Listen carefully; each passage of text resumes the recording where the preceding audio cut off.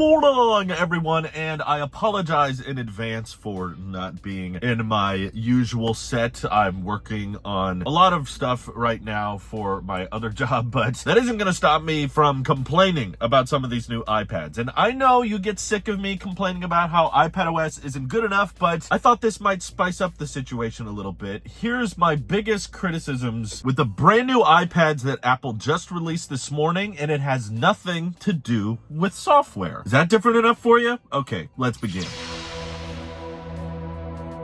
Okay, so yesterday, Tim Cook tweeted out videos saying, like, there's something in the air, and that made all of us believe that MacBook Airs were coming out relatively soon. There's been an M4 model rumored for a long time, but I didn't really feel like making a video on that because it's literally just supposed to be a chip swap. But turns out this morning, we got a new iPad Air and a new budget iPad, but I feel like they kind of screwed up on both of them. But okay, yeah, I'll at least highlight what's different. So they put an M3 chip in the iPad Air, same starting price, but double the storage on both the new Air and the new budget iPad, which is 128 gigs. That to me just feels like keeping up with the times though. Like 64 gigs was atrocious. I can't believe they were still making like M1 chip with a 64 gig NAND into 2025. Like there was no other Apple Silicon where you could get an M series of chip with storage that low. So it's quite bizarre. But that's the weird thing. We had been hearing for a while now that Apple had plans to update the budget iPad. We were calling it the iPad 11th generation, but we just assumed Apple wants Apple Intelligence on everything, right? Now, I think Apple Intelligence is a bit overrated, but we were all just waiting like, oh, maybe because the iPad mini got an A17 Pro chip, maybe they'll put that same chip in the budget iPad, or now that the 16E has launched with the A18 chip, there's got to be some way that they can say like all new iPads have Apple Intelligence, right? Well, as it turns out, no, actually, they just updated it with the A16 chip, which is not capable of running Apple Intelligence. So it means no better RAM, no Genmoji. So I'm sorry, iPad fans, no Cowboy Frog if you're buying the $350 model. I guess you get 128 gigs, but oh my God, for $350, I mean, you can find M1 iPad Airs for about that price and probably less. But what I don't get is them acting like the M3 iPad Air supports Apple Intelligence. Like the last generation iPad Air also supported intelligence features. Actually, it supported every single intelligence feature that the new M3 iPad Air is rocking. So there's really no specific advantages at the end of the day, other than the fact that the starting storage has gone up to 128 gigs, which these days isn't even that much anymore, but I suppose it's better than 64 gigs, but that's not where the rant ends. My next complaint comes down to the accessories, because this new M3 iPad Air comes with a brand new Magic Keyboard. As if Apple did not have enough of these keyboard cases already, they decided to introduce another new one. And I could get behind it if it kind of tried to make compatibility with iPads a bit more universal, but it didn't. The new Magic Keyboard for the iPad Air looks very, very similar to the iPad Pro keyboard cases. Like, blink and you'll miss it. If you're just doing side-by-sides on the website, it would feel like Apple just said, oh, by the way, that iPad Pro keyboard case that we released last year, you know, the one that's aluminum that has the function row keys, they could have just said that keyboard case now works on this new iPad Air, but they didn't. Instead, they made a new keyboard case for the iPad Air with a tiny camera cutout on the back, so you know it won't fit any iPad Pros. And it's no longer aluminum, but they added the function row keys and a slightly larger trackpad, but for whatever reason, they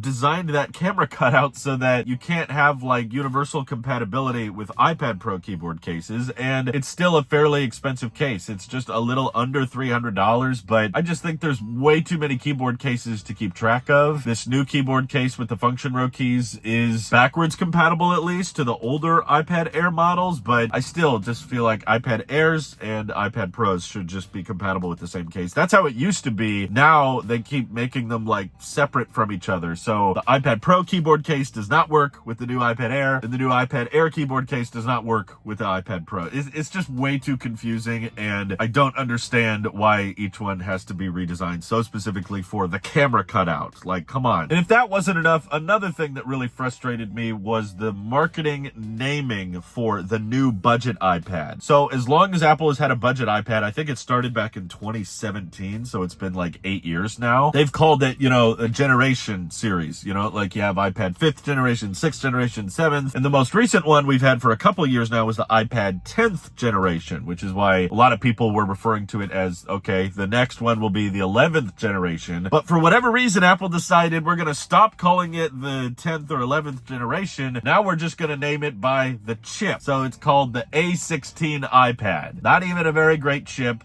Doesn't support Apple Intelligence, which I don't even care about, but I thought that was the whole reason to update it, Like, what does this add over the A14 chip? A couple of nifty iOS quirks here and there, but we already know that Apple is going to be restricting a lot of the improvements with Siri and quality of life updates to intelligence features, which means basically the iPad A16 version is going to get software locked out of stuff from day one, and it's probably never going to get much better, which is just sad because we used to pride Apple as the company that was like, oh, they're going to provide, 7 to 8 years of software support for their new devices. Now it's like, yeah, they might give you security patches, but we already know iOS 19 is probably going to be like 50 to 80% Apple Intelligence improvements. So that means most of the features that they talk about in DubDub are probably not even going to come to the iPad A16 variant. And the fact that it's slapped in our face that that's the name of the iPad now, the A16 version, is just a little depressing, and it makes the compare pages really hard to understand. Now they got to say, this is compatible with iPad A16 version and iPad 10th generation. They're using both vocabulary. But there were other iPads that had A16 chips, so now you have to specify like, oh no, just not the Air, not the Pro, just a regular iPad with an A16 chip. Also, it came out in 2025. Like, usually the products these days are pretty disappointing, but the marketing of them is somewhat impressive. Apple didn't change the colors here. They didn't change the wallpapers. It was like the marketing team didn't even try very hard. So there's just like, there's no love or passion. This is just like Intel levels of spec upgrade. They just wake up one day and, oh yeah, we swapped A14 to A16. Okay, what does that unlock? I don't know. We just ran out of A14 chips, I guess. So yeah, I suppose Apple has to do this because we were giving them crap for having 64 gig iPads for so long, but it still just feels like it could have been so much better. I wish they would have come up with a keyboard case that is compatible with, the entire iPad Air and iPad Pro family. I wish they would have just added Apple Intelligence to the iPad 11th generation and actually called it that, which is hard for me to say because I don't care about intelligence features, but I just think if you're releasing a brand new product, even if it's a cheaper one, it should run like the latest software. That's just how I feel about it, and it shouldn't be software locked out of features on day one. It just feels a little bizarre to me. It's different if it's like an Apple Watch because none of those run Apple Intelligence, and we know that they can't really fit all of the large language model stuff onto the silicon that the watch has. But we know that they had silicon lying around for the iPads that was capable of running all of the latest features, even if they're not that good of features. Like, they could have just put an A17 Pro chip in this thing. I know you could say, well, it's not a Pro device, it shouldn't get a Pro chip, but neither was the iPad mini. That's only $500. It's only $150 more, and it has a laminated display, and it has Apple Pencil Pro support, and they could fit an Apple Intelligence capable chip in a smaller device that's not that much more money, but they couldn't do it on a $350